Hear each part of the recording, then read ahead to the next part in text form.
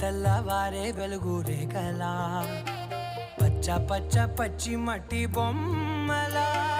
అల్లి బిల్లి వెన్న పాల నురగలా అచ్చ తెలుగు ఇంటి పూల కొమ్మలా దేవదేవుడే పంపగా ఇలా దేవతే మా ఇంట అడుగే పెట్టెనంట బ్రహ్మ కళ్ళలో కాంతులే మా అమ్మలా మా కోసం మళ్ళీ లాలి పాడేనంట.